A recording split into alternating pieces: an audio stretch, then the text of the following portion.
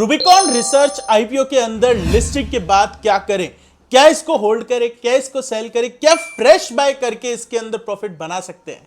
चलिए जान दोस्तों, रूबिकॉन रिसर्च आईपीओ का अलॉटमेंट लिंक या तो पिन कमेंट में शेयर कर दिया होगा या जैसे ही आता है मैं ओपन टेलीग्राम व्हाट्सएप पे शेयर कर देता हूं, तो उसको पिन कमेंट या डिस्क्रिप्शन से ज्वाइन करके रख लो। अगर अलॉटमेंट आया तो ये बताना जरूर कितने लॉट अप्लाई किए थे और कितने आपके पास आए हैं। दोस्तों, रूबिकॉन रिसर्च आईपीओ एक ऐसा आईपीओ था जिसकी शुरू से जीएमपी 20% के ऊपर बनी हुई थी, तो काइंड ऑफ अप्लाई करना था, ये सबने आपको बता दिया होगा, मैं कोई स्पेशल नहीं हूं। जितने भी आप चैनल पेजेस जो भी फॉलो करते हैं उन्होंने बता दिया होगा। लेकिन अब लिस्टिंग के बाद इसके अंदर क्या करना चाहिए, जब लिस्टिंग स्ट्रेटेजी बनानी होती है वहां पर हम एनालाइज करते हैं, क्योंकि वहां पर सिर्फ बात रिव्यू की नहीं होती, अप्लाई करने की नहीं होती, वहां पर बात यह भी आ जाती है क्या फ्रेश बाई की एक अपॉर्चुनिटी बन सकती है। दोस्तों, रूबिकॉन रिसर्च कंपनी करती क्या है? देखो, रूबिकॉन रिसर्च कंपनी एक फार्मास्यूटिकल कंपनी है जो फार्मास्यूटिकल प्रोडक्ट्स के अंदर रिसर्च करके उसको मैन्युफैक्चर करने का काम करती है। अब ये तो बहुत ही कंपनियां करती है, इसके अंदर खास क्या है? इसके अंदर खास ये है कि इनों का इनोवेशन और रिसर्च पे काफी अच्छा ध्यान है।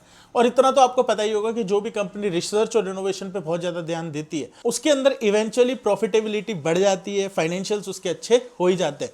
इस कंपनी का एक चीज जो पॉइंट है, जो पॉजिटिव भी है नेगेटिव भी है। पॉजिटिव क्या है? यूएस एफडीए या फिर मैं कहूं यूएस के अंदर काफी अच्छा एक्सपोजर है, तो यूएस की वजह से इसका एक रिस्क रह जाता है, वही ट्रंप इफेक्ट। लेकिन पॉजिटिव यही है कि एक बार यूएस एफडीए ने अप्रूवल दे दिया तो बाकी जितनी भी कंट्रीज है वहां पर अप्रूवल लेना इजी हो जाता है। कंपनी के फाइनेंशियल्स की बात करें, रेवेन्यू 49% से बढ़ा है, प्रॉफिट आफ्टर टैक्स भी 48% के आसपास से बढ़ रहा है, पी रेशियो 46 का है जो इसके पीयर्स में थोड़ा सा हाई हो जाता है। ग्रे मार्केट प्रीमियम 20% से चालू हुआ था, 28% पे आ चुका है। तो अब आपको क्या करना चाहिए? जब भी लिस्टिंग होती है, जैसे कि इसकी लिस्टिंग 16 अक्टूबर को है, एलजी की लिस्टिंग 14 अक्टूबर को हो गई थी, तो जब लिस्टिंग होती है उसके हिसाब से जो भी लेवल में चेंजेस होते हैं इस तरीके से मैं ओपन टेलीग्राम और व्हाट्सएप चैनल पे शेयर कर देता हूं, तो उसको पिन कमेंट और डिस्क्रिप्शन से ज्वाइन करके रख लो। रीजन बताऊं तो एलजी की लिस्टिंग में हमने पूरी स्ट्रेटेजी वीडियो बनाई थी 1500 को माइंड में रखते हुए कि अगर 1500 के आसपास लिस्ट होता है तो मेरा क्या रहेगा।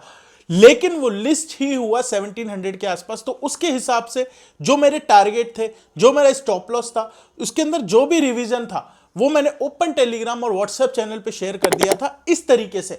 तो आपको क्या करना है? देखो, अभी मैं आपको लेवल बता रहा हूं मेरी बेस्ट नॉलेज के हिसाब से, लेकिन अगर उसके अंदर कुछ भी चेंज हुआ तो मैं उस दिन यानी 16 अक्टूबर को 9 से 9:45 के बीच में अपडेट कर दूंगा। रूबिकॉन रिसर्च की बात की जाए तो सच बताऊं तो फार्मा कंपनी में अभी मैं इतना इंटरेस्टेड नहीं हूं। क्यों? क्योंकि ऑलरेडी पोर्टफोलियो फुल हो चुका है फार्मा कंपनी से। अभी रिसेंट के अंदर ही एक दो फार्मा कंपनीज और आई थी जिन्होंने काफी अच्छा रिटर्न्स भी दिए हैं, वो एक बार कमेंट करके नाम बताना अगर आपको पता हो तो इस वजह से अगर ये कंपनी 30% से ऊपर लिस्ट होती है तो मेरा ध्यान प्रॉफिट बुकिंग और ट्रेलिंग पर ही रहने वाला है। दोस्तों, अगर आप एक आईपीओ इन्वेस्टर हो जिनको बिल्कुल रिस्क नहीं लेना और 485 का इसका प्राइस बैंड है, तो अगर ये 650 या मैं कहूं 630 के ऊपर लिस्ट होती है तो आपको सिर्फ 600 या 610 का स्टॉप लॉस रख के इसको ट्रेल करना है। आपको बेसिकली 25% के ऊपर अगर ये लिस्ट हो जाती है एज अ आईपीओ इन्वेस्टर तो आप इसके अंदर प्रॉफिट बुकिंग ही देखो। वहीं पे शॉर्ट से लॉन्ग टर्म इन्वेस्टर हो, थोड़ा सा रिस्क ले सकते हो, तो आपका स्टॉप लॉस 600 हो जाता है और टारगेट आपका 700 तक जा सकता है। क्या फ्रेश बाय अपॉर्चुनिटी बन सकती है? डेफिनेटली बन सकती है। मार्केट के अंदर अगर कुछ भी नेगेटिविटी रही और ये 485 का इसका प्राइस बैंड है, तो अगर ये 550 के आसपास तक भी मेरे को मिल जाता है कि कुछ भी नेगेटिविटी रही, इस वजह से 10 से 12% के आसपास ये लिस्ट हो, वहीं पर अगर मेरे को अपॉर्चुनिटी मिलती है